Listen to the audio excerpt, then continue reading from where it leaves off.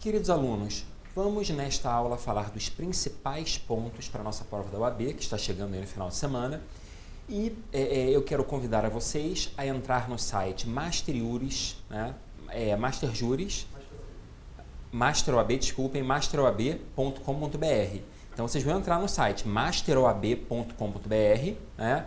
E pelo valor de R$ 89,90 vocês vão ter acesso ilimitado a todo o conteúdo necessário para que vocês sejam aprovados, né, conseguirem estudar e ser aprovados nesse exame de ordem, tá? Agora do domingo. Ok, pessoal?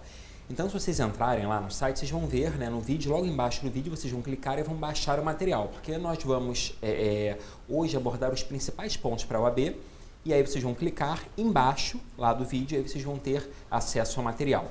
Então, vamos iniciar, vamos lá começar utilizando o nosso material, falando dos princípios, né, do Estatuto da Criança e do Adolescente. Onde estão os princípios do Estatuto da Criança e do Adolescente, pessoal? Estão lá no artigo 100 e parágrafo único.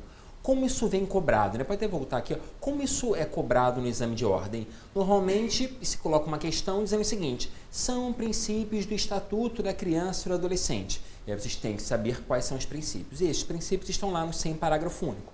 Então, vamos rapidamente falar desses princípios? Aí tá lá, vamos lá no material. Condição de criança e adolescente como sujeitos de direitos, ou seja, crianças e adolescentes, elas não são objeto do processo, elas são sujeitos de direitos. E como sujeitos de direitos, elas podem, digamos, emitir a sua opinião, elas têm o direito de serem informadas do que acontece no processo, né? E esse outro princípio, vamos lá no material, proteção integral e prioritária. Esse princípio deve ser interpretado em conjunto com o interesse superior da criança e do adolescente, porque toda e qualquer política, todo e qualquer ato judicial deve visar sempre o interesse da criança e do adolescente, e não de outras pessoas. É claro que você vai considerar o interesse da família? Vai, mas qual o interesse principal? É o da criança e do adolescente. Por exemplo, pessoal, se diante de uma ação de adoção, se fica no seguinte conflito: olha, o melhor para a criança é a adoção, porém, isso não será bom para a família da criança. Não importa, a adoção será deferida, porque a adoção é melhor para a criança, tá? Continuando lá nos princípios, né, vamos lá voltar para o material, responsabilidade primária e solidária do poder público. Cuidado, porque esse princípio da responsabilidade primária e solidária do poder público significa que o poder público ele tem a responsabilidade de traçar as políticas públicas. Como assim política pública? O poder público, ou seja, o município, o estado e a União, devem disponibilizar escolas, creches, hospitais, mas a responsabilidade pela criação é da família. Então, esse princípio da responsabilidade primária e solidária do poder público é um princípio que envolve o quê? A realização de políticas públicas. Então, o poder público tem que disponibilizar, como nós já vimos, educação, saúde, mas quem tem o dever de criar é a família, mais especificamente os pais. Vamos seguir lá nos princípios. Princípio da privacidade. Esse princípio da privacidade, pessoal, ele significa que há uma restrição ao acesso de processos que versem sobre crianças e adolescentes. Então, se vocês forem na vara da infância, lá no cartório da vara da infância, e dizerem o seguinte: eu quero olhar um processo aí da vara da infância e juventude, vão dizer o seguinte: não pode. Por que não pode? Em razão deste princípio da privacidade, ok? Continuando, né? Outros princípios: intervenção precoce, intervenção mínima, proporcionalidade e atualidade, responsabilidade parental, prevalência da família. Agora vamos falar um pouquinho sobre essa responsabilidade parental e prevalência da família. Como nós falamos, pessoal, aquele princípio da responsabilidade primária e solidária do poder público é apenas para políticas públicas. Porque a responsabilidade na criação, na educação é da família, como comprovam esses dois princípios aí, do artigo 100, parágrafo único, incisos 9 e 10, que é responsabilidade parental e prevalência da família. Bom, e só para nós fecharmos esses princípios, princípio da obrigatoriedade da informação e da oitiva obrigatória participação. Esses dois princípios, pessoal, obrigatoriedade da informação e oitiva obrigatória participação, eles são diretamente relacionados àquele princípio que nós já falamos. Ó, lá, vamos lá no material, ó, aquele princípio lá do inciso 1º, que diz: crianças e adolescentes são sujeitos de direitos. Ok, pessoal? Por que esses princípios da obrigatoriedade da informação e do oitivo obrigatório e participação envolvem o fato de crianças e adolescentes serem sujeitos de direitos? Pelo seguinte, pessoal, olha só, eles, como são titulares de direitos, eles têm o direito que de serem informados da situação processual, das consequências daquele processo. E o princípio da oitiva obrigatória e participação significa o seguinte: crianças e adolescentes têm o direito de serem ouvidos e têm o direito de participar naqueles processos em que elas são parte. Como assim? Eu vou dar um exemplo aqui.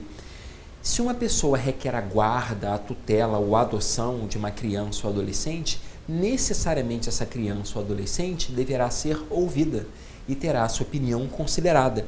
Se vocês forem lá no Estatuto da Criança e Adolescente, lá ó, no artigo 28, vocês vão ver o seguinte: lá no artigo 28, nos parágrafos 1º e 2º, tá? E o que eu vou falar agora já caiu no exame de ordem, tá? O 28, parágrafo 1º e 2º, diz o seguinte: que crianças serão ouvidas, né, poderão manifestar a sua opinião e terão essa opinião considerada, está lá no 28, parágrafo 1º. E o 28, parágrafo 2º do Estatuto da Criança e do Adolescente, ele diz que, tratando-se de maior de 12 anos, será necessário seu consentimento colhido em audiência. Então, reparem o seguinte: em se tratando de criança, a criança manifesta a sua opinião. Mas em se tratando de adolescente, não é só a opinião, ele tem que dar o seu consentimento. Então, um adolescente só pode ser adotado se ele consentir com a adoção. Agora, uma criança pode ser adotada sem consentimento, sem ela dar o seu consentimento? Sim, mas ela terá a sua opinião considerada. Isso é importante, isso já caiu em exame de ordem, ok, pessoal? Agora vamos falar de outro ponto importantíssimo, a distinção de criança e adolescente. Outro ponto que também já caiu várias vezes em exame de ordem. Qual é a diferença entre criança e adolescente? A diferença, pessoal, é apenas a idade, tá? E até como nós colocamos lá no nosso material, essa distinção está lá no artigo 2º do Estatuto da Criança e do Adolescente. Criança é aquela pessoa que tem idade entre 0 a 12 anos incompletos. Então, uma pessoa com 5 anos de idade, ela é criança. Uma pessoa com 11 anos de idade, ela é criança. Então, criança é aquela pessoa que possui idade entre 0 a 11 anos, 11 meses e 29 dias. No dia em que a pessoa completa 12 anos, ela deixa de ser criança e passa a ser adolescente. Então, criança é aquela pessoa que tem entre 0 até 11 anos, 11 meses e 29 dias. E o adolescente é aquele que tem idade entre 12 anos, então completou 12 anos de adolescente.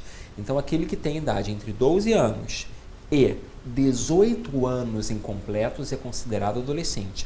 Logo, dos 12 anos até os 17 anos, 11 meses e 29 dias, a pessoa é adolescente. E no dia em que ela completa 18 anos, ela já passa a ser adulta, tá? Um detalhe muito importante.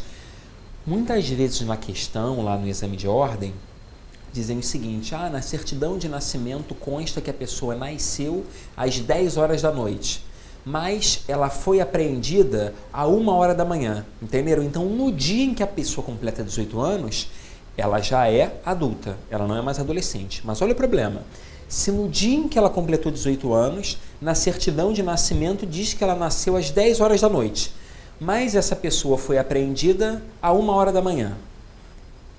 Bom, se considera que a pessoa completa a idade no primeiro momento do dia em que ela faz aniversário, hein? Então, para efeitos penais ou para efeitos lá do Estatuto da Criança e do Adolescente, se reputa a pessoa se considera a idade completada no dia em que a pessoa faz aniversário.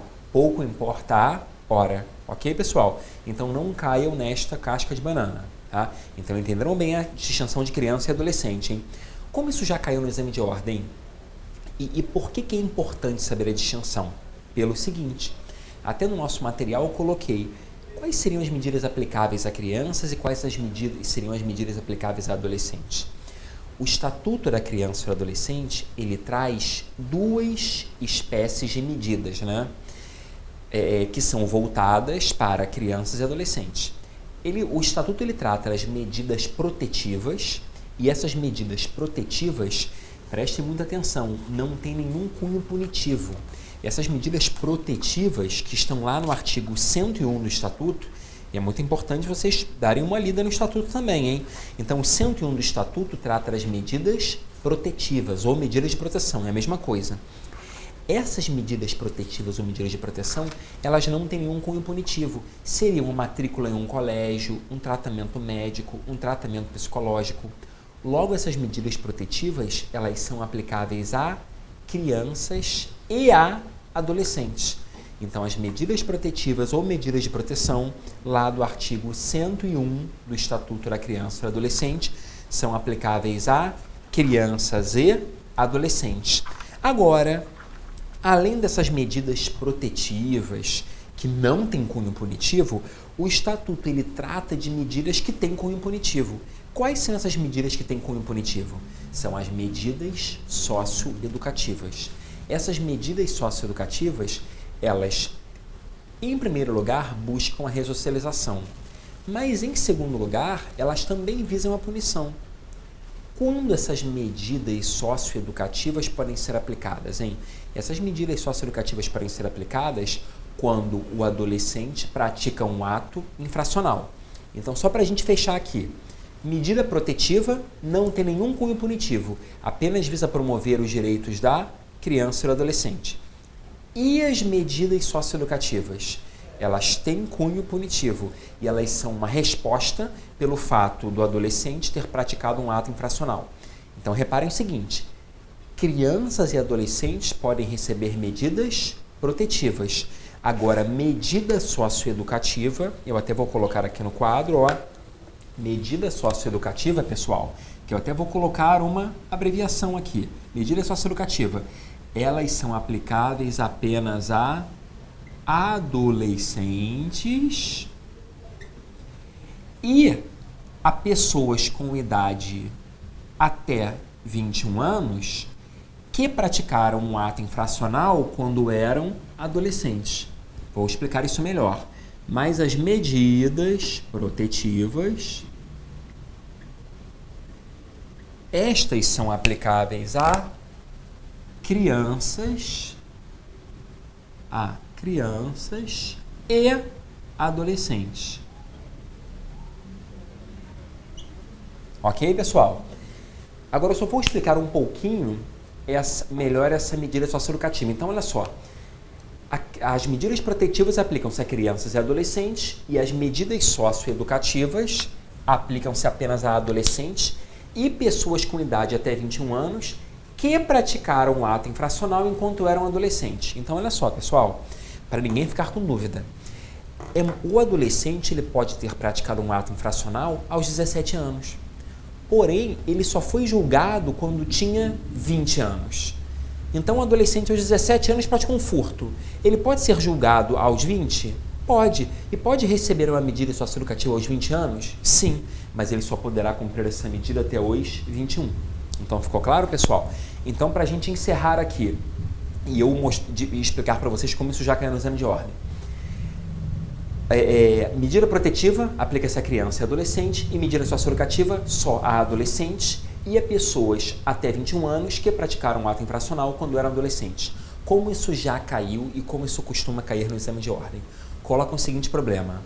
Joãozinho, com 10 anos de idade, juntamente com Tício, que tem 12 anos de idade, e juntamente com outro amigo que possui 18 anos de idade. Então, ou seja, eles colocam lá no problema uma criança, né, que tem 10 anos de idade, um adolescente, que tem 12 anos de idade, e um adulto, que tem 18 anos de idade.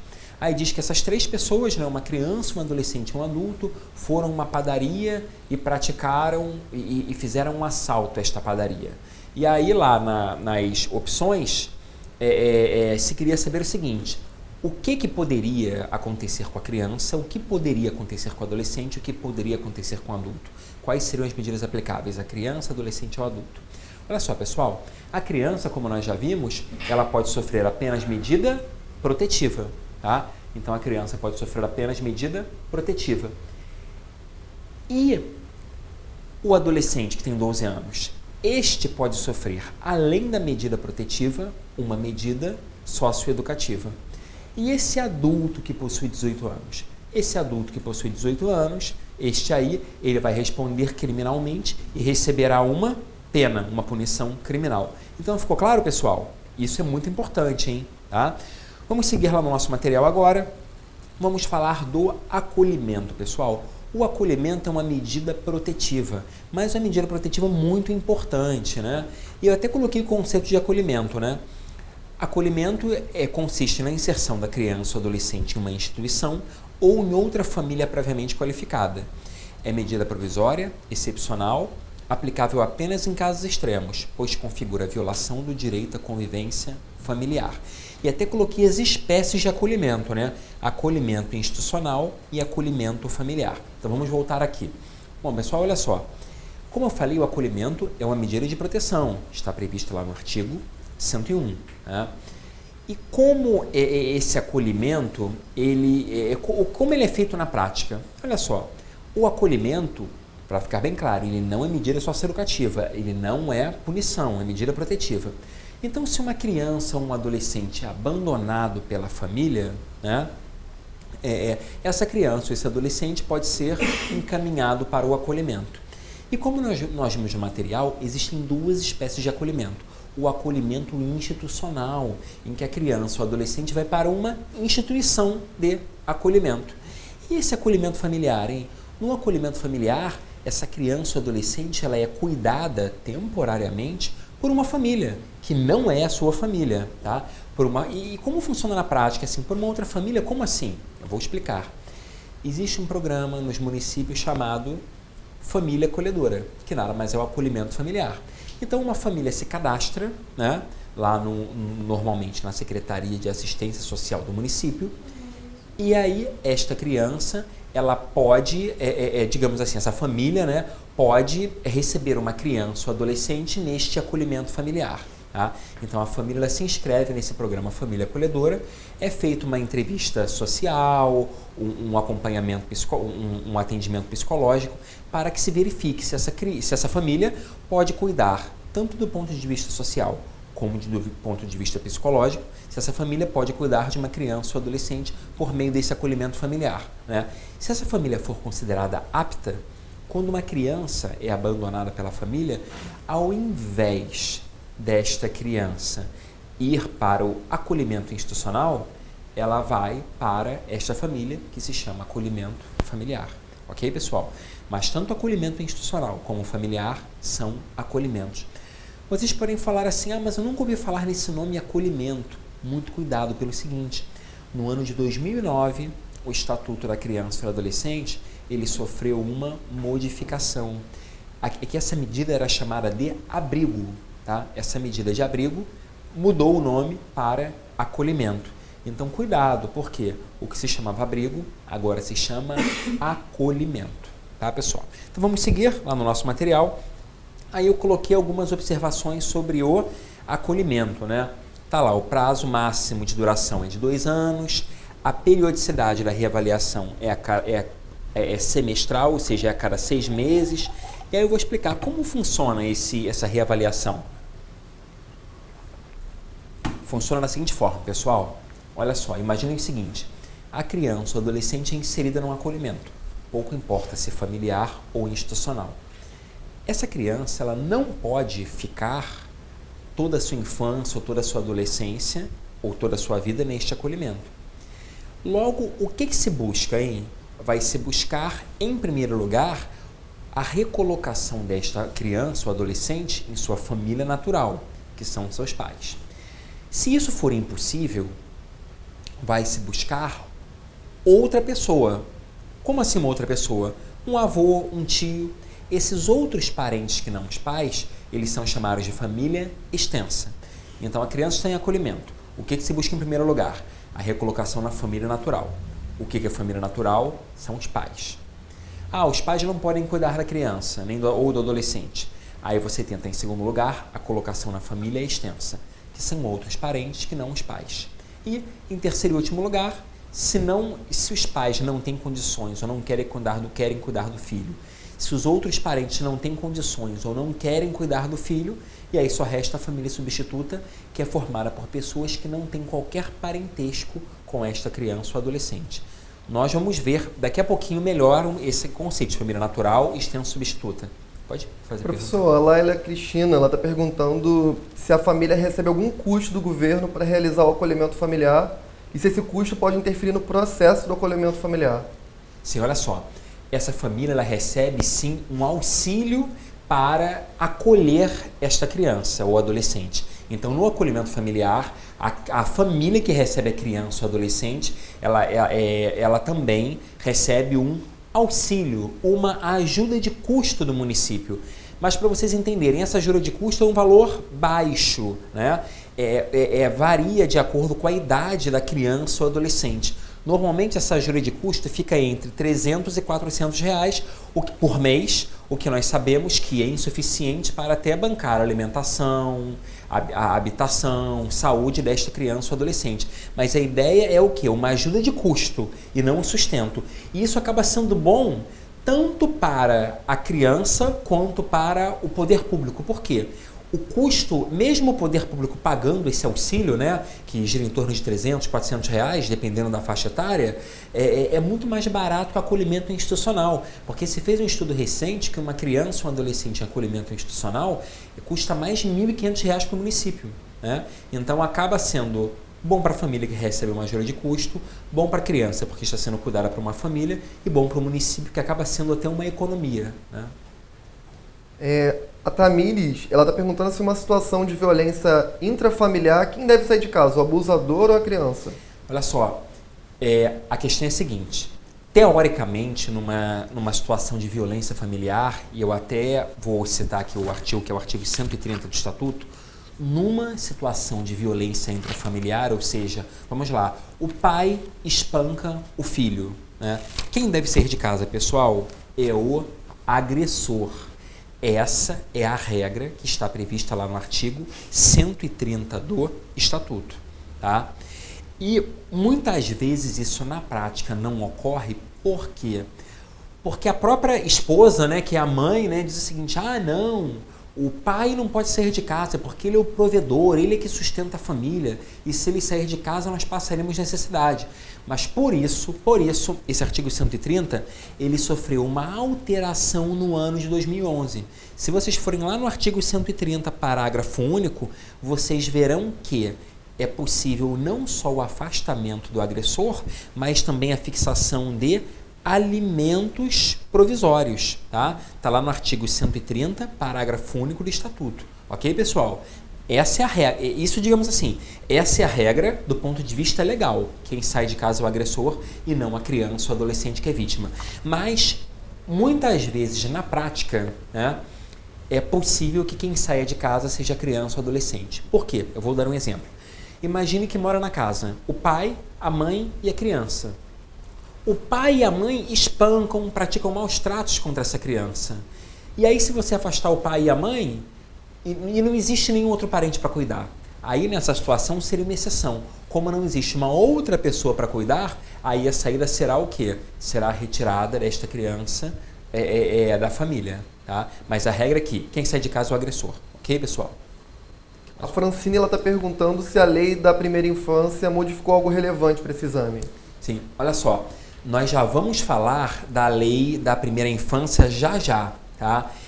Até nós vamos falar o seguinte, qual foi a principal, digamos assim, essa lei da primeira infância, até nós vamos falar daqui a pouquinho melhor sobre ela, né? Que novidade é uma coisa que cai muito em exame de ordem, né? E a lei da primeira infância é uma das novidades. O que seria importante? Basicamente, essa nova faixa etária que foi criada, né, que se considera na primeira infância aquela criança que tem idade entre 0 a 6 anos incompletos. Então, repito, quando se considera que a criança está na primeira infância? Quando tem idade entre 0 a 6 anos incompletos. E outro detalhe importante, o legislador ele deu uma prioridade maior ainda à criança na primeira infância. Então, nós podemos dizer que a criança e o adolescente têm prioridade absoluta, têm proteção integral, mas em se tratando de criança na primeira infância, essa prioridade é maior ainda. Mas eu prometo que daqui a pouquinho eu já vou voltar para falar um pouquinho mais sobre a questão dessas alterações na questão da lei da primeira infância. Ok? Para seguir, vamos lá? Bom, então nós já vimos que o acolhimento então, ele é reavaliado a cada 6 meses.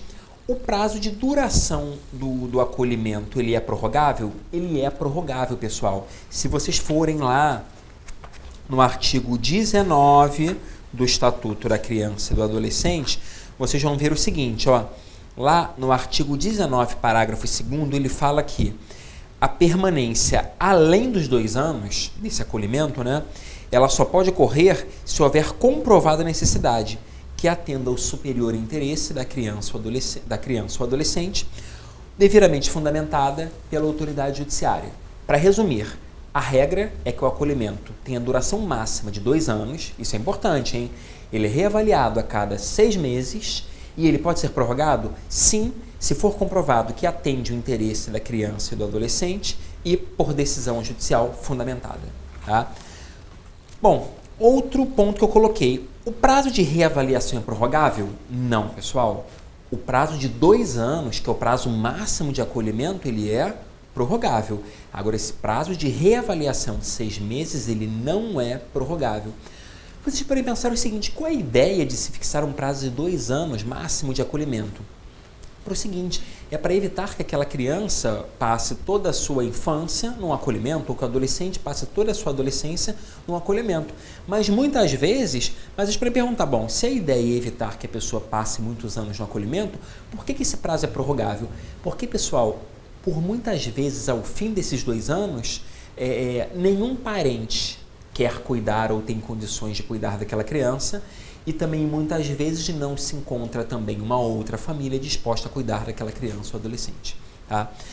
E para a gente fechar e ir para o próximo ponto, né, conselho tutelar, vamos falar rapidamente das características do acolhimento. Hein? Quais são as características do acolhimento? Aí eu vou voltar lá no nosso material, lá no conceito de acolhimento, porque nesse próprio conceito de acolhimento, eu coloquei as características. O acolhimento é uma medida provisória, é uma medida excepcional,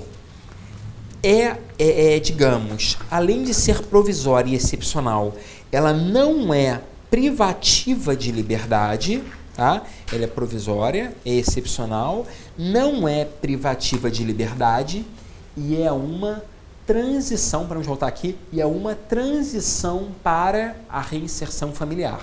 Então, só para vocês entenderem, ela é provisória, né? Ou seja, o que é provisório? É o que dura apenas um determinado tempo. Nós já vimos prazo máximo de 2 anos. O que é excepcional? Só pode ocorrer em último caso. Tá? E ela é uma transição para a reinserção familiar. Por quê? A ideia é retirar aquela criança ou adolescente do acolhimento e recolocá-la na família, em alguma família. Que nós vamos ver, seja a família natural, seja a família extensa e seja a família substituta. Eu já vou explicar isso um pouquinho melhor, essa questão das famílias. Né? E ela não é privativa de liberdade, ou seja, acolhimento, pessoal, não é prisão. Acolhimento é como se fosse, para resumir aqui, é uma casa para aquela criança e adolescente que não tem casa ou foi abandonado por sua família. Tá? Essas características que nós falamos agora, para vocês depois lerem com calma, né, estão lá no artigo 101, parágrafo único do Estatuto. Tá? Vamos passar agora a um outro ponto, pessoal. Vamos lá no nosso material falar um pouquinho do Conselho Tutelar. Aí eu vou falar rapidamente sobre o Conselho Tutelar, porque é um tema importante, mas é um tema, digamos, que essa parte não tem jeito. É mais, digamos, decoreba. Tá? O que seria o Conselho Tutelar, hein? Eu coloquei no nosso material, é um órgão permanente autônomo, não jurisdicional, encarregado de zelar pelo cumprimento dos direitos da criança ou do adolescente, definidas nesta lei, que é o Estatuto da Criança e do Adolescente. Aí vamos voltar aqui, Quando o artigo 131 do Estatuto ele fala que o Conselho Tutelar é um órgão permanente e autônomo, ou seja, ele é permanente, ou seja, a duração não é temporária, é perene, é duradoura, a duração é permanente e ele é autônomo e não jurisdicional. Quando você fala que não é jurisdicional, significa que o Conselho Tutelar ele não está vinculado ao Poder Judiciário. Tá? Então, quando se fala em Conselho Tutelar, esqueçam, o Conselho Tutelar não integra o Poder Judiciário. E isso já caiu no exame de ordem. Vocês podem falar o seguinte: se o Conselho Tutelar não integra o Poder Judiciário, ele integra qual poder, hein? O Conselho Tutelar integra o Poder Executivo. Para ser mais específico, ele integra o Poder Executivo Municipal. E qual é a função do Conselho Tutelar? Aí eu já digo, olha só, o nome é Conselho Tutelar dos Direitos da Criança e do Adolescente. Seria o nome completo, né? Conselho Tutelar dos Direitos da Criança e do Adolescente. O que significa juridicamente tutelar? Tutelar significa proteger, né? Então, até pelo significado gramatical, né? Conselho Tutelar seria um conselho de proteção dos direitos da criança e do adolescente. Logo, a função do Conselho Tutelar é proteger e zelar pelo cumprimento dos direitos da criança e do adolescente. Vocês podem pensar o seguinte: para que existe um Conselho Tutelar, né, que integra o Poder Executivo Municipal, se já existe uma vara da infância, que é um órgão jurisdicional? A resposta é a seguinte: nem sempre para a tutela, ou seja, para a defesa dos direitos da criança e do adolescente, é necessária a intervenção do Poder Judiciário. E para isso existe o Conselho Tutelar. Então imaginem só, se a família não consegue a vaga em uma creche para uma criança, aí aquela família procura o Conselho Tutelar, muitas vezes o Conselho Tutelar oficia a creche lá municipal e consegue uma vaga. Ou muitas vezes há uma denúncia em que a criança está sofrendo maus tratos ou não está estudando. Aí o Conselho Tutelar chama aquela família e verifica que, por exemplo, não é que a criança não está estudando, mas os pais tentaram matricular aquela criança ou tentaram matricular o adolescente e eles não conseguiram. Aí o Conselho Tutelar vai lá e oficia o colégio para que se realize a matrícula daquela criança ou daquele adolescente. Então, entenderam? Então o Conselho Tutelar ele exerce uma importante função, principalmente não jurisdicional, mas a função dele é o quê? É proteger, é tutelar os direitos da criança e do adolescente. Vamos voltar lá para o nosso material, né?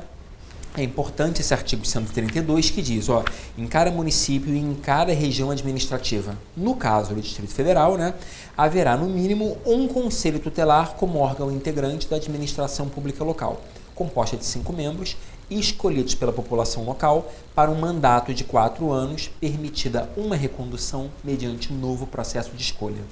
Pessoal, olha só, outro detalhe importante. Conselheiro tutelar, ele é eleito para um mandato de 4 anos. Isso já caiu em exame de ordem.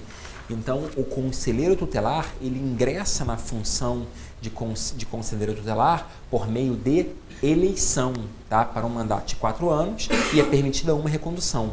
Não é concurso público, tá? Cuidado com isso. Vamos voltar lá no nosso material para falar rapidamente dos requisitos, né? O que precisa para ser conselheiro tutelar? Reconhecer idoneidade moral, idade superior a 21 anos e residência no município, né? E aí, esse artigo 134, que foi até incluído no ano de 2012, né, eu até coloquei aí embaixo, né, redação da Lei 12.696 de 2012, diz lá, Lei Municipal Distrital disporá sobre dia, horário e funcionamento do Conselho Tutelar, inclusive remuneração, e assegurou aos conselheiros tutelares esses direitos que estão enumerados aí no artigo 194, tá? E aí eu não vou ler esse artigo 194 para vocês, mas depois vocês vão dar uma lida, tá? Que isso é importante para o exame de ordem, saber o quê? Quais os direitos, né, o conselheiro tutelar possui, né? E esse artigo 135, pessoal, que diz lá, o exercício efetivo da função de conselheiro tutelar constituirá serviço público relevante e estabelecerá presunção de idoneidade moral. Muito cuidado, vamos botar aqui muito cuidado com isso pelo seguinte: até 2012, o conselheiro tutelar tinha direito à prisão especial. Quando veio essa lei 12.696 e fez várias alterações nesse tema, nesse ponto, conselho tutelar, essa lei 12.696 retirou o direito à prisão especial e disse que o exercício da função de conselheiro é serviço público relevante e estabelece presunção de idoneidade moral. Isso já caiu no exame de ordem. Então fiquem espertos. O Conselho Tutelar não tem prisão especial, mas é uma relevante função, né? E estabelece o quê? Presunção de idoneidade moral na forma do artigo 135 do ECA. E vamos voltar no nosso material. Eu até coloquei, né, fiz uma remissão ao artigo 136, que é um artigo muito importante, né? Vamos voltar aqui, em relação às atribuições, né, do Conselho Tutelar. Ou seja, o que o Conselho Tutelar pode fazer? Quais são as atribuições? Eu chamo atenção basicamente para os incisos 1º e 2º lá do artigo 136. Por quê, hein? O artigo 136, inciso 1º, ele diz quais medidas protetivas podem ser aplicadas pelo Conselho Tutelar. E se vocês forem lá no 136, inciso 1º, ele diz o seguinte, que o Conselheiro Tutelar pode aplicar as medidas protetivas lá do artigo 101, né, dos incisos 1º ao inciso 7º, tá? Ou seja, vocês vão ter que ir lá no artigo 101 e vão ler os incisos 1º ao 7º. Então, um exemplo, né? Como cai no exame de ordem? Cai muitas vezes uma questão seguinte: o conselheiro tutelar pode aplicar as seguintes medidas protetivas. Aí nós já sabemos que ele pode aplicar as medidas protetivas lá do artigo 101, inciso 1º ao 7º. Então, por exemplo, acolhimento institucional, o conselheiro tutelar pode aplicar? Pode, estar no inciso 7º. Matrícula e frequência escolar, conselheiro tutelar pode aplicar? Pode, está lá no 101, inciso 3º. Então, entenderam como é que cai? Então, vocês vão guardar isso, vocês têm que guardar o 136, inciso 1º, que diz lá que o conselheiro tutelar pode aplicar as medidas protetivas dos incisos 1º ao 7º. Agora, por exemplo, colocação em família substituta, o conselheiro tutelar pode aplicar essa medida? Que a colocação em família substituta, nós vamos ver, ela é feita por meio da guarda, da tutela e da adoção. Conselheiro tutelar pode deferir guarda, tutela e adoção? Não, pessoal. Aí é só o Poder Judiciário, entenderam? Então fiquem espertos com isso. Então essas atribuições de Conselho Tutelar lá do artigo 136, inciso 1º e 2º, são muito importantes para o exame de ordem.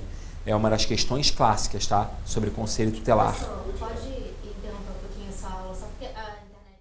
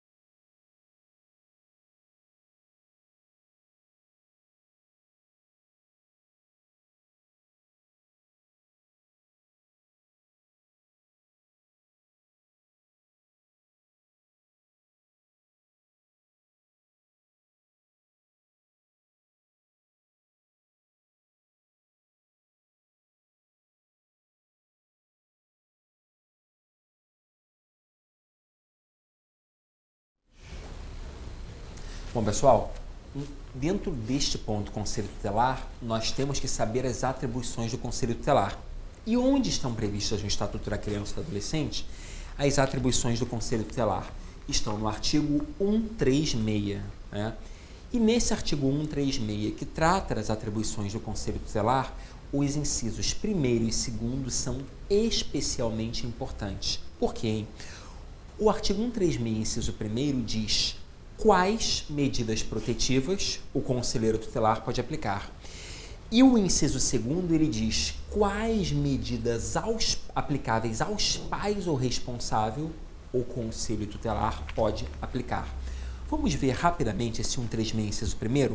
O 136, inciso 1º, ele diz o seguinte, ó, que o conselheiro tutelar, ele pode aplicar as medidas de proteção do artigo 101, inciso 1º ao 7º.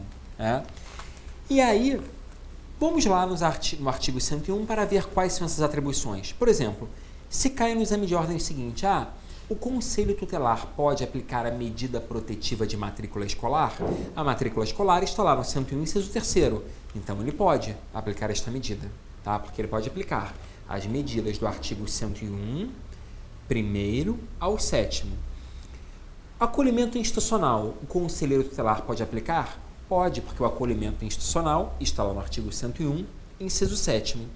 Agora, olha só, Acolhimento familiar, o conselho tutelar pode aplicar? Não, porque o acolhimento familiar está lá no artigo 101, inciso 8º. A mesma coisa, o conselho tutelar pode aplicar a medida de colocação em família substituta? Não. Por quê? Porque a colocação em família substituta está lá no artigo 101, inciso 9º. E o conselho tutelar só pode aplicar com base no artigo 136, inciso 1º, as medidas protetivas do artigo 101, incisos 1º ao 7º. Ok, pessoal? Nós vamos ver daqui a pouquinho que a colocação em família substituta, ela se dá por meio da guarda, tutela e adoção. Mas nós vamos falar sobre isso daqui a pouquinho, né? Vamos seguir agora aqui no nosso material e vamos falar rapidamente desse tema prevenção. O que é prevenção, pessoal? O Estatuto da Criança, vamos voltar aqui, ó. O Estatuto da Criança e do Adolescente, ele busca não só assegurar os direitos da criança e do adolescente, ele busca também evitar lesões aos direitos da criança e do adolescente. Então, essas normas que buscam evitar lesões aos direitos da criança e do adolescente são chamadas normas de prevenção. Visto isso, vamos lá no material, ó. O artigo 70, ele diz o seguinte, ó, é dever de todos prevenir a ocorrência de ameaça ou violação dos direitos da criança e do adolescente. E aí eu coloquei até o artigo 75, porque ele é muito importante, pessoal, já caiu no exame de ordem também. Olha o que diz esse artigo 75. Ele fala que toda criança ou adolescente terá acesso a diversões e espetáculos classificados como adequados à sua faixa etária. Mas olha o que caiu no exame de ordem. Caiu a seguinte questão. Se um espetáculo, imagine um show de rock, um evento esportivo, como um jogo de futebol, né? As Olimpíadas estão chegando aí, né? Uma competição esportiva, pode-se fixar uma faixa etária, pode ser inclusive livre, né? Então pode ser livre, pode ter a faixa etária de 12, 14, 16 anos, 18 anos, dependendo do evento, né? Aí olha o que é no exame de ordem. Num espetáculo livre, qual é a idade mínima para que uma pessoa, né, criança ou adolescente, compareça desacompanhada dos seus pais ou responsável? Aí vamos lá no nosso material, pessoal, porque a resposta está, ó, lá no artigo 75, parágrafo único, que diz: as crianças menores de 10 anos somente poderão ingressar e permanecer nos locais de apresentação e exibição quando acompanharem os pais ou responsável. Então, vamos voltar aqui. Então, reparem, cuidado, porque muita gente acha assim, espetáculo livre, né? Um evento esportivo livre, uma criança de 9 anos pode ir sozinha? Não.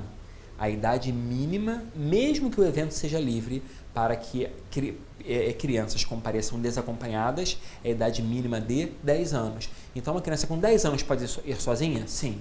Agora, uma criança com 9 anos pode ir sozinha? Não, pessoal, não pode, ok? Vamos voltar lá no nosso material e aí vamos falar também, continuando o tema prevenção, né?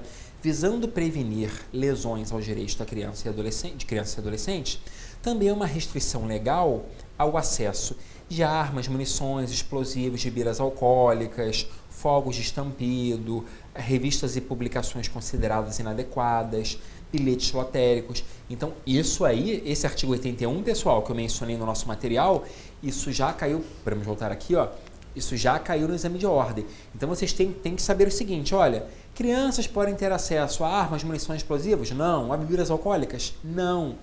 E aí, pessoal, eu chamo atenção para um ponto dentro desse ponto que nós estamos falando. Foi uma alteração promovida pela Lei 13.106 de 2015. E nós sabemos que a alteração é o que costuma cair, né? Olha só a alteração promovida pela Lei 13.106 de 2015. Vamos lá no nosso material. Essa Lei 13.106 de 2015, ela alterou o ECA, né, que é a Lei 8.069, e passou a considerar crime a venda de bebidas alcoólicas a crianças e adolescentes. Então, vamos voltar aqui. Por que isso é uma novidade, pessoal? Porque até a lei, antes das alterações dessa Lei 13.106 de 2015, a venda de bebidas alcoólicas a crianças e adolescentes era uma contravenção penal. Isso já caiu no exame de ordem, tá? Então, já caiu antes dessa alteração, né? Perguntando assim, a venda de bebidas alcoólicas a crianças e adolescentes configura? Na época, a resposta correta era contravenção penal. Só que hoje nós estamos atualizados e sabemos que a venda de bebidas alcoólicas a crianças e adolescentes não é mais contravenção penal, agora é crime. Vamos voltar lá no nosso material, pessoal. Agora é o crime e eu até transcrevi o tipo penal, que está previsto lá no artigo 243 do Estatuto da Criança e do Adolescente. Mas também, olha o detalhe importante, hein? Não é apenas um crime, é também uma infração administrativa, tá? Como assim infração administrativa além de crime? Olha só, nós temos vários ilícitos, né, no nosso sistema jurídico. O ilícito penal é um ilícito mais grave. O ilícito administrativo é um ilícito menos grave. Eu sempre gosto de fazer uma comparação com o Código de Trânsito. Se a pessoa dirigindo seu veículo atropela uma pessoa, praticou o quê? Um crime de trânsito, que seria uma lesão corporal culposa na direção de veículo automotor. Agora, se a pessoa avança um sinal, é um ato menos grave. Esse avanço de um sinal é apenas uma infração administrativa. Ok, pessoal? E aqui é a mesma coisa.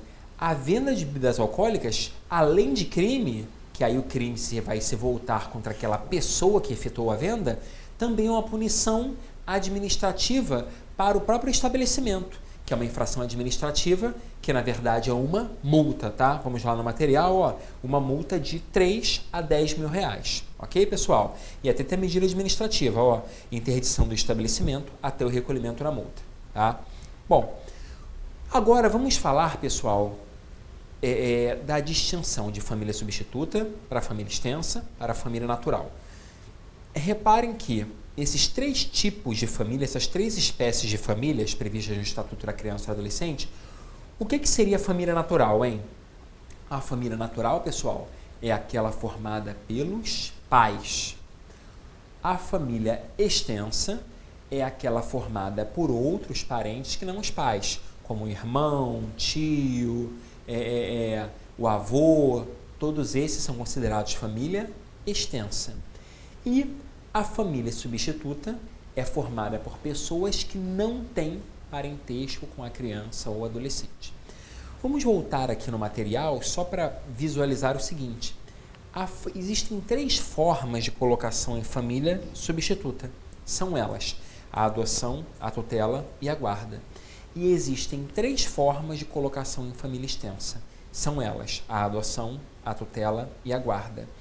Porém, só existe uma forma de colocação na família natural, que é a guarda. Aí vocês podem perguntar, vamos voltar aqui, vocês podem perguntar, por que na família natural só existe a guarda? Olha só, pessoal, nós vimos que a família natural é formada pelos pais, e na família natural só existe a guarda pelo seguinte motivo. Olha só, os pais, eles são titulares da guarda em decorrência deles serem titulares do poder familiar, tá? Então, os pais são titulares da guarda em razão de serem titulares do poder familiar. Por isso que na família natural só é admissível a guarda. Vamos lá no material, só para responder uma questão que é importante, ó. Em nosso sistema legal, qual é a prioridade? A família natural, a família extensa ou a família substituta? Vamos voltar. O que vocês acham, hein? Bom, intuitivamente, nós até já falamos que a prioridade seria o quê? A família natural, né? A família natural é a prioridade. Então, em primeiro lugar, você vai colocar a criança ou adolescente na família natural, ou seja, na companhia dos seus pais. Se esses pais não querem, são violentos, são usuários de drogas ou abandonam um filho, aí você vai partir em segundo lugar para a família extensa. Porque se os pais, então, ou faleceram, ou abandonaram, ou não têm condições, em segundo lugar você vai buscar outros parentes. Olha, o avô não pode cuidar, o tio não pode cuidar. E aí, se não existir nenhum parente, aí em terceiro e último lugar se parte para a chamada família substituta, que é formada por pessoas que não têm parentesco com a criança ou adolescente. Ok, pessoal? Agora vamos falar de outro ponto, pessoal. Vamos lá no nosso material, ó, falar do ponto habilitação, cadastro e adoção, tá? Olha só, aí eu vou rapidamente, vamos voltar aqui, eu rapidamente vou conceituar o que seria a habilitação para adoção, hein? A habilitação para adoção é o seguinte, a habilitação é um procedimento que visa apurar se a pessoa está apta para adotar, Então, na habilitação, se visa apurar se aquela pessoa tem condições ou não de adotar uma criança ou adolescente. Como funciona na prática, hein? A pessoa que quer adotar, como regra geral, ela deve procurar a vara da infância e juventude mais próxima no seu domicílio para iniciar um procedimento, um processo chamado processo de habilitação. Ao final desse processo de habilitação, duas coisas podem acontecer. Ou a pessoa é julgada habilitada, ou a pessoa é julgada não habilitada. Se a pessoa é julgada não habilitada, essa decisão não faz coisa julgada material. Então, nada impede que um tempo depois, 6 meses depois, 1 ano depois, ela faça novamente um processo de habilitação. Agora, se ela é julgada habilitada, ela é automaticamente inserida no Cadastro Nacional de Adoção, cuja sigla é CNA. Tá? Isso é importantíssimo. Eu já vou explicar por quê. Então, olha só. Então, a pessoa procura a vara da infância e se habilita. E, rapidamente, como funciona essa habilitação, hein? Na habilitação são feitas entrevistas psicológicas e sociais com a pessoa, ela pode adotar sozinha, ou com o casal. O casal pode adotar conjuntamente. E esse casal que adota pode ser, digamos, tanto uma união afetiva, quanto uma união, digamos, convencional, né, tradicional. E pode ser por pessoas casadas ou por pessoas que vivam em união estável. Tá? Então, um casamento ou uma união estável convencional ou uma afetiva, ambos podem adotar sem qualquer restrição. Tá? Então, essas pessoas vão lá, se habilitam, com a sentença que as considera habilitadas, elas automaticamente são inseridas no Cadastro Nacional de Adoção. E um detalhe importante, na habilitação, a pessoa diz o perfil da criança que ela quer adotar. Por exemplo, ela diz a idade, o sexo e inclusive a condição de saúde daquela criança a ser adotada. Né? Bom, e aí, pessoal, lá...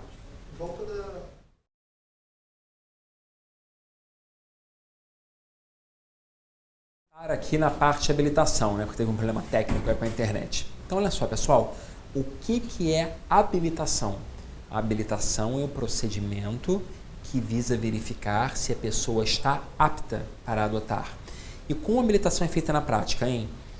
Aquela pessoa, que pode ser uma pessoa sozinha ou um casal, procura a vara da infância e inicia um processo de habilitação.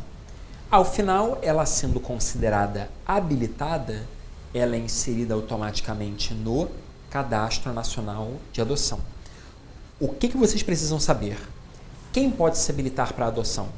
Tanto uma pessoa sozinha quanto um casal. E esse casal pode tanto ser um casal que vive em união estável ou um casal casado. E tanto uma união convencional como uma união homoafetiva, tá? Sem qualquer problema. Bom, e aí vocês podem pensar o seguinte: mas 2 amigos podem adotar conjuntamente? Não, pessoal. Ou a pessoa adota sozinha, ou se ela adota conjuntamente, deve haver o quê? Casamento ou união estável. Esta é a regra.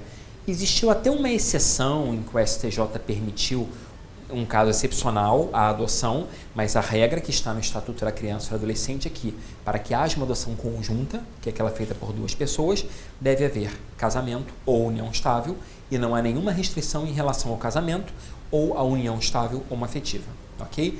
Então, quando a pessoa é habilitada, ela é julgada habilitada para adoção, ela é inserida no Cadastro Nacional de Adoção. E aí, o que é o Cadastro Nacional de Adoção? O Cadastro Nacional de Adoção é uma ordem cronológica, ou seja, quem está na frente há mais tempo no Cadastro Nacional de Adoção tem preferência em relação a quem está há menos tempo. Né?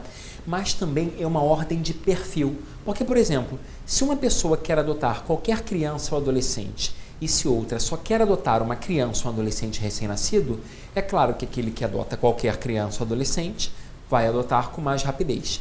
Então, o Cadastro Nacional de Adoção é uma ordem cronológica e de perfil de pessoas habilitadas. Tá?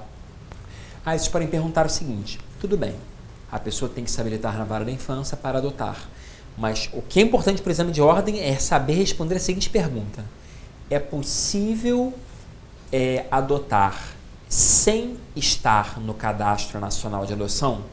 A resposta é sim, nas hipóteses do artigo 50, parágrafo 13. E aí vamos lá no nosso material.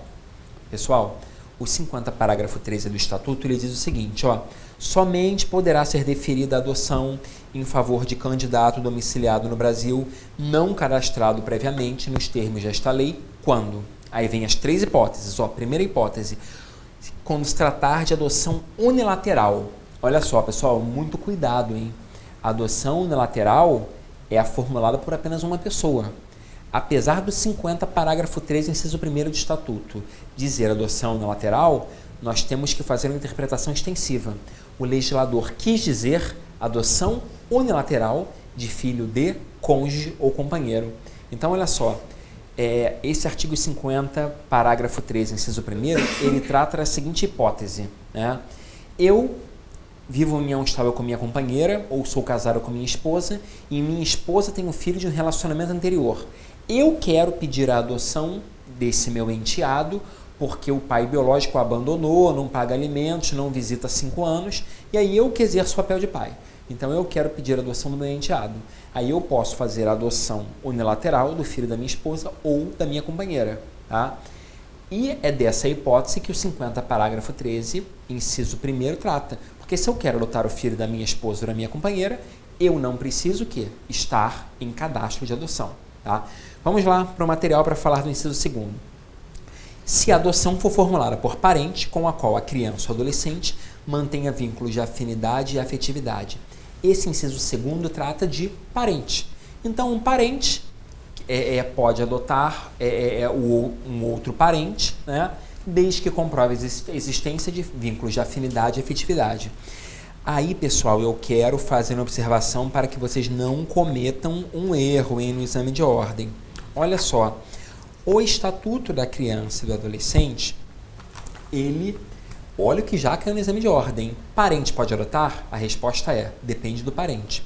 Porque o 42, parágrafo 1º do Estatuto, ele fala, 42, parágrafo 1º, hein? Não podem adotar os ascendentes e os irmãos.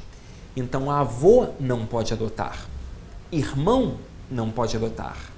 Agora, o tio pode adotar, o primo pode adotar. Então, quando esse artigo 50, parágrafo 3, inciso 2º, fala adoção por parente, é adoção por parente que não seja ascendente nem irmão. Porque nós temos que combinar o 50, parágrafo 3, inciso 2º, com o 42, parágrafo 1º do Estatuto. Então, cuidado com isso, tá? E o inciso 3º que fala, vamos lá no material, ó, também se oriundo do pedido de quem detém a tutela ou guarda legal de criança maior de 3 anos ou adolescente, desde que o lapso de tempo de convivência comprove a fixação de laços de afinidade e afetividade e não seja constatada a ocorrência de má-fé ou qualquer das situações lá dos artigos 237 ou 238 desta lei, tá? Vamos lá, pessoal.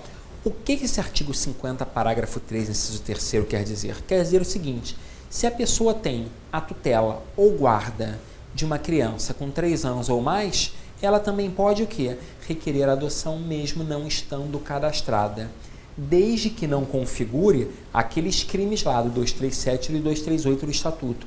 Quais são esses crimes, hein?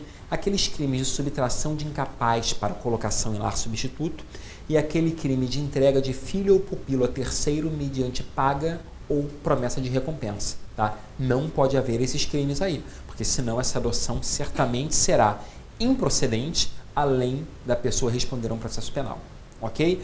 Bom, agora, vamos lá, no nosso material, pessoal, vamos lá, falar rapidamente dessas alterações da Lei 12962 de 2014. Do que trata essa lei, hein? Eu até coloquei aí em negrito, em destaque, ó, da convivência familiar de criança ou adolescente com os pais privados de liberdade. Aí eu coloquei uma questão, a destituição do poder familiar importa em extinção do parentesco? Não, pessoal. Então, olha só, quando os pais são destituídos do poder familiar, eles continuam a ser parentes, tá? E a prova disso, pessoal, por que eles continuam a ser parentes? Porque o nome do pai ou o nome da mãe, que são destituídos do poder familiar, continuam a constar na certidão de nascimento. A prova disso é o artigo 163, parágrafo único do Estatuto da Criança e do Adolescente, que fala que a destituição do poder familiar será averbada à margem da certidão de nascimento. Então, 163, parágrafo único, comprova o quê? Que a destituição do poder familiar não acaba com parentesco. Isso já caiu no exame de ordem. Tá? Nós vamos voltar no nosso material para falar rapidamente dessas novidades aí. Olha o que fala o 19, parágrafo 14. Que será garantida a convivência da criança ou adolescente com a mãe ou pai privado de liberdade, por meio de visitas periódicas pelo responsável ou, nas hipóteses de acolhimento institucional, pela entidade responsável, independentemente de autorização judicial. Então, vamos voltar aqui, pessoal. O que essa lei 12962 de 2014, ela quis fazer, hein? Ela quis dizer o seguinte, não é porque os pais estão privados de liberdade é que eles serão afastados dos filhos. Então, a ideia do legislador foi manter os vínculos entre os pais privados de liberdade e os seus filhos, ok? E depois vocês vão dar uma lida no material para outros detalhes, né? E vamos sair no material, só para a gente fechar, falar sobre essa alteração também dessa Lei 13.257, que trata das políticas públicas para a primeira infância, né? Aí eu coloquei só 2 tópicos para nós comentarmos aqui, né? Quando a criança encontra-se na primeira infância. Como nós falamos, pessoal, ainda há pouco, a criança encontra-se na primeira infância quando ela está em idade entre 0 a 6 anos de idade, tá? Isso aí está lá no artigo 2º da Lei 13.257, que foi conhecido como Lei da Primeira Infância. E só para nós fecharmos, né? Vamos lá para o nosso material, ó. Quais são as áreas prioritárias para as políticas públicas para a primeira infância, pessoal? Aí nós temos que ir lá no artigo 5º da Lei 13.257, que fala saúde, alimentação, nutrição infantil, né? Vamos lá no artigo 5º da Lei 13.257, que vocês vão ver o quê? Todas as áreas prioritárias, tá? Para a primeira infância. Ok, pessoal? E para resumir, né, que hoje foi muito corrido, né, a ideia é apenas dar uma geral aí para o nosso exame de ordem de domingo, reparem o seguinte, esta lei 13.257 de 2016, ela deu prioridade maior ainda àquelas crianças que estão na primeira infância, hein, pessoal? Então, se cair algo parecido, quem tem maior prioridade, crianças ou adolescentes? A maior prioridade são para as crianças que estão na primeira infância. E para a gente fechar, eu só queria pedir uma coisa para vocês, ó. Leiam também o artigo 122 do Estatuto da Criança e do Adolescente, que é um artigo muito importante, mas era tanta coisa para falar que não deu tempo. Do que trata esse artigo 122 do Estatuto da Criança e do Adolescente, hein? Trata das hipóteses em que o adolescente pode sofrer a medida de internação. Então, deem uma lida e gravem aqueles 3 incisos do artigo 122 do Estatuto da Criança e do Adolescente, porque isso cai em praticamente todo o exame de ordem. Então é isso aí, pessoal. Tem umas perguntas ainda para responder, né? Uma pergunta aqui que a Bruna está falando, se a pessoa ela pode se habilitar antes de completar 18 anos, tendo em vista que é uma lista de espera. Não, olha só. Pessoal, a idade mínima é um requisito para a pessoa adotar, é ter a idade mínima de 18 anos, tá? Então, é requisito que a pessoa tenha a idade mínima de 18 anos para adotar. Então, a pessoa não pode se habilitar antes dos 18 anos. Ela pode se habilitar no dia que completa 18 anos. Por quê? Porque a habilitação é o procedimento que vai verificar o quê? Se a pessoa está apta para adotar. E ela estará apta para adotar se cumprir todos os requisitos e, dentre estes, é exigida a idade mínima de 18 anos. Ok? Então, fechou? Então, pessoal, olha, tem alguma pergunta aí? Uma pergunta minha mesmo, professor. A diferença da idade entre o adotante e o adotando, isso costuma cair também na OAB? Sim, sim. E é exigida de ambos, sim, olha só. É porque, assim, era tanta coisa para falar que a gente não conseguiu falar, né? Eu até separei isso, olha só. Dentre os requisitos da adoção, um deles é a diferença de idade entre quem adota e quem é adotado. E essa diferença de idade é uma diferença mínima de 16 anos. Então, uma pessoa com 20 anos que quer adotar, ela pode adotar uma criança de, no máximo, 4 anos. Porque se a pessoa tem 20 anos, tem que ter uma diferença de 16 anos, a criança deve ter, no máximo, 4 anos. E essa diferença de 16 anos, pessoal, ela é exigida de ambos os adotantes, no caso de adoção conjunta. Porém, o STJ, em alguns casos específicos, tá? Porque essa diferença de idade, a regra é que ela tem que ser respeitada. mas o STJ, em alguns casos específicos, tem permitido assim, a diferença não é de 16, é de 15 anos, e aquele casal já está cuidando da criança há vários anos. Aí muitas vezes o STJ mitiga, mas a regra é que a diferença de idade mínima é de 16 anos. Não há diferença máxima. Uma pessoa de 100 anos pode adotar um recém-nascido, tá? Então essa diferença é a mínima. Ok, pessoal? Então eu desejo boa sorte para vocês, um excelente exame de ordem, deem uma lidinha no ECA, tá? E façam a prova com toda a calma que vai dar tudo certo. Um abraço a todos.